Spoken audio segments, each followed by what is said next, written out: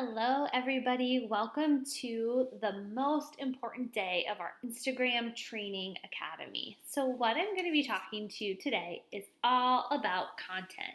As you know, on Instagram, content is key. And some of you have figured out that the photos are what matters the most on Instagram. So, what I'm going to do in this short video is I'm going to walk you through understanding the importance of engagement, consistency, and high quality content. Earlier this week, we talked to you about the importance of your profile looking great, your bio looking great, but more than anything, it matters what your profile looks like, what your pictures look like, and what your purpose is. So I taught you all growth strategies of how to grow your brand and how to get organic followers, but that's not going to work if your content isn't good and if you're not consistent and they don't feel like they can connect with you.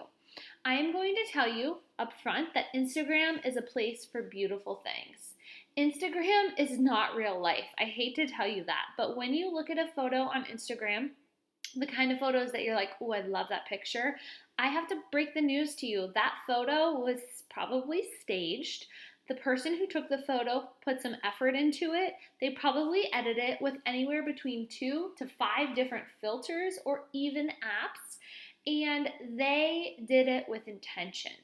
They did not take a selfie in a dark room and expect that to get them a lot of interaction on Instagram. That may have worked in the past on Facebook or somewhere else, but that is not what Instagram is about. Instagram is not about stock photos. I don't want to see your Instagram feed filled with quotes unless you're a quote brand, unless that's what you're all about and your whole feed is just quotes. Awesome, then that's fine. But if your brand is you, or if your brand is, a certain, Etsy type of shop, I want to see your brand. I don't want to see a random quote. Now, can you incorporate the quote into your post or potentially put it on your picture? Sure, but realize that Instagram is simply about eye-catching, stunning images. It's not about sales promotions. The worst thing that I see on Instagram that makes my skin curl is when I go to somebody's profile and I see pictures of product. I just want to throw up. Unless, of course, you are and I should correct that, unless you're a business, unless I'm going to you for product, meaning, I follow your shop on Instagram because I buy from you. There's a lot of small boutiques that I purchase from, and yes, I want to see product on their page, but that's what I'm there for. If I'm following you because some of you in this group are into essential oils. If I'm following you because I like the way that you incorporate essential oils into your life, I want to see images that show me how you're using it. I don't want to see images of this product is on sale for this price. I don't want to see that. I don't want to see pictures of you holding up that product. I want to see you showing me how it's a part of your life.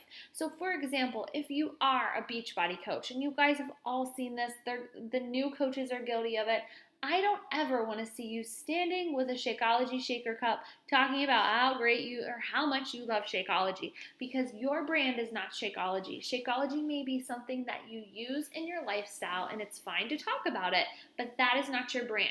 Beachbody does not need you to brand Shakeology. Same with any of the other MLM companies. So what I'm going to do right now is I'm going to talk to you about a few different things. The first is consistency.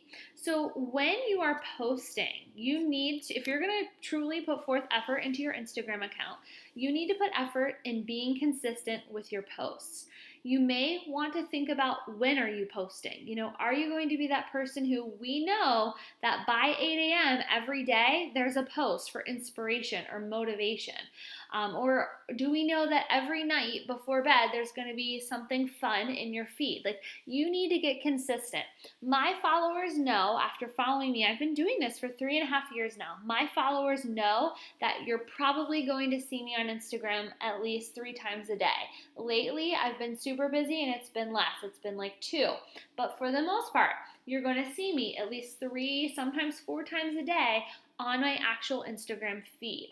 Now, tomorrow I will talk to you about Instagram stories. That's a whole nother ball game, and that's a different type of picture. But for now, as we talk about your actual Instagram page, so say you just started following me and I'm going to jump over to your page, I should be able to tell right away that you are what your brand and your bio says that you are.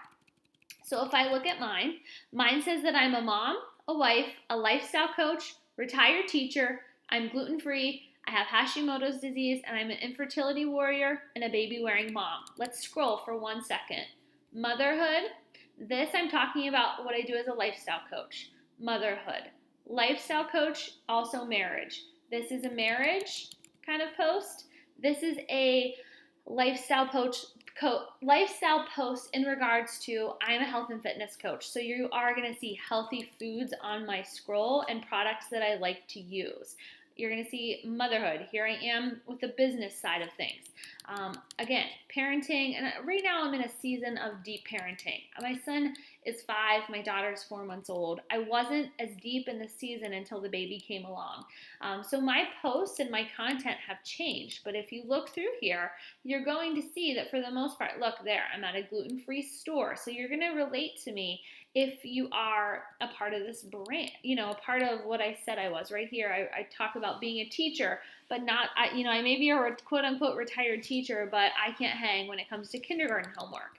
Here I'm talking about gluten-free donuts. So if you look at and you just scroll down through my brand is what I say that I am. So I want you to question yourself on that as you're posting photos. Don't just randomly post stuff. Like, ask yourself, does this go along with what I said I would be posting about? Is it my brand? Is it beautiful? And there are times whenever I go and I look at, because they're going to make a decision, circling back to that, they're going to make a decision to follow you based on what does this look like. If you were to come to my page right now and you saw all Beachbody, you saw me just working out and you saw me just drinking Shakeology every single day, and there was a different selfie every day of me flexing my muscles, are you going to follow me? Nope, you're not. Are you going to block me? You might, because you have enough people in your newsfeed who already run their business that way. In fact, I would be willing to bet that unless you really paid attention to my feed, you would hardly know that I was a Beachbody coach. That is my intention. I want you to look at me and think of my profile as a lifestyle coach. I want people to follow me because I give them, number 1, motivation, but number 2, I want to be a light for others. That is what my brand is about, is inspiring women to feel the best that they can be, and I'm sharing my journey through motherhood. That's what I'm about. Do I make an income by making an impact as a coach? Yes, I do. That's how I pay my bills. But I also I don't just share workouts. I share my kids. I share my struggles. I share my marriage. I share it all. And in essence, what you want to do if you're shooting for the lifestyle piece, and some of you you're not on the same page because you're just doing a specific business. But for those of you who are trying to quote unquote promote yourself as a different a lifestyle coach or something with another MLM, you've got to put more out there than just, hey, buy my challenge pack, buy my program. You almost want to think of yourself, and this sounds silly, but as a reality TV star. You want your people to want to follow you. You want them to come back every day to see what you're up to. You want them, as kind of creepy as this is, you want them to know what's going on in your life. There are lots of times where I go somewhere and they are like, I saw on Instagram, like that's their line, and then they talk about what they saw or what's going on. So you can see I share all of it, not just the workouts. Now, one thing that's going to be very important, and I'm just scrolling my feed so you guys can kind of look and see, but one thing that is very, very important is that you need to work on engaging with every single person who engages with you. When someone comments on your photo, that is huge. You want that kind of interaction. You want them talking to you. If they talk to you, and I say if because it won't happen right away, they have to build trust. If they talk to you, then you need to engage back immediately. That's how your brand grows. That's how your people start to become your groupies who really like you and they like what you're about. And then in turn, as you build trust, that's how you get the people who do buy from you. I will tell you that at this point in my business, most all of my business comes from Instagram because my traffic comes from there and my people come from there. They know my story, they know who I am, they know what I do, but they respect it because I share I'm not trying to sell to people all the time. I don't care if you follow me and you never buy off of me. I want you to leave my page feeling inspired or feeling like you can relate. So, anyways, looking at your own account, make sure that you are engaging, commenting, giving love back. If you find somebody's always commenting on your stuff, guess what? Go do the same on their page. Build a relationship with them. Know what your people like. You're going to figure it out really quickly. You're going to know what do your followers like. I know right now, I can tell you that when I post a photo of Carter, my son, I always get tons of traction. I know that some of my food photos, they want to know where's the recipe. I know that's going to happen. I know that one of the things that I really stand for is a happy marriage. So I know that when I post photos of my husband and I, it gets a lot of traction. So you need to learn what does well on your brand. Maybe it's food pictures. Maybe it's, maybe it is your kids. Maybe it's certain ways that you position products. I don't know, but you need to figure that out so that you can go forth and, really build the right type of following and keep your followers happy. I will tell you too, as you go through and you look at your stuff, there's going to be times where you put stuff up and then after the fact, you're like, that picture was only so-so, or I don't love it. Or if you put up, so like I told you, I'm a lifestyle coach. Every month I run accountability groups for women to help them get in shape. But there are times when I need to be promoting my challenge group or promoting the coaching opportunity. I teach people how to build a Beachbody business. That's what I do for a living, aside from helping people get healthy. So I do have to put it out there that I'm hiring new coaches or that I'm opening up a new coach training or that I'm running this free group or whatnot. And so those posts have to happen, but they don't have to stay. If you look at something, so for example, this to me at this point in the game, this does not, I don't think I can delete this from here, but this does not, no, I can't. So this does not speak to my brand at this moment. Yes, whatever. I was talking about pacifier clips.